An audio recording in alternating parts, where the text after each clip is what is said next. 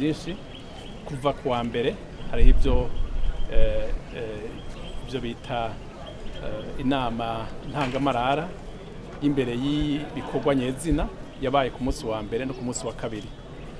Muri iyo minsi ibiri twize ibintu bijanye n'amabanki twiga kandi n'ingene abashingwamanza bashobora kwitura amasentare mpuzamakungu harimwo n'iyi Afrika y'ubuseruko nyene. Rero twaraharonkeye ubumenyi bwinshi cyane kuko hari haje ababifisemo ubumenyi, harimo abacamanza muri izo sentare bakigisha abashingwamanza kuvyerekeye ingene izo sentare bazitura. Ivyo navyo nyene bigirira akamaro ku bashingwamanza kugira bagire ubumenyi buhagije kuvyerekeye ayo mategeko akurikizwa, kuvyerekeye inzira bicamwo, ivyerekeye ibisabwa kugira bitura izo sentare. Bigirira akamaro abashingwamanza, bikongera bakigira akamaro abaheza bakabitura kugira bafashe kwitura ayo masentare mpuzamakungu. Biranagirira akamaro igihugu kuko none abamenyesha ko harimo n'abashingwamanza ba leta bari mu bavyiga ku munsi w'ejo.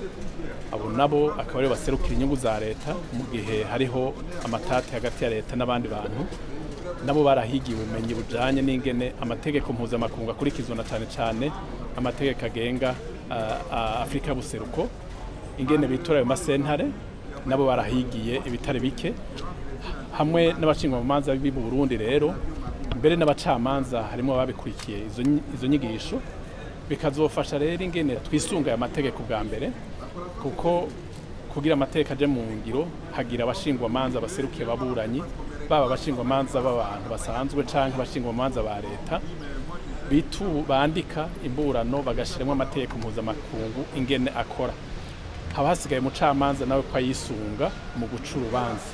Ni naco gituma bavuga ko abashingwamanza ari bitabo by'abacamanza. Hajya kenshi abacamanza bisunga imburano zashikirijwe n'abashingwamanza baba ba leta canke abigenga, bagaheza bakaraba uwazanye amategeko y'ukuri, bagaheza bagaca urubanza bisunzayo.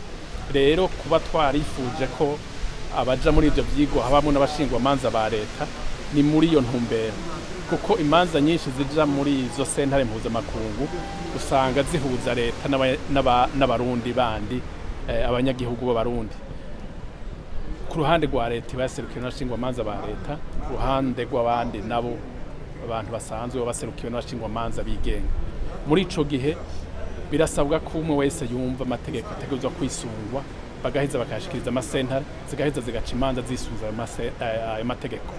Ibyo bizotuma imanza mbere zinaherera ngaha, ntihagire n'izunguruzwa mu gihe tushikirije amategeko yisungwa muri aka karere, abacamanza bakayisunga.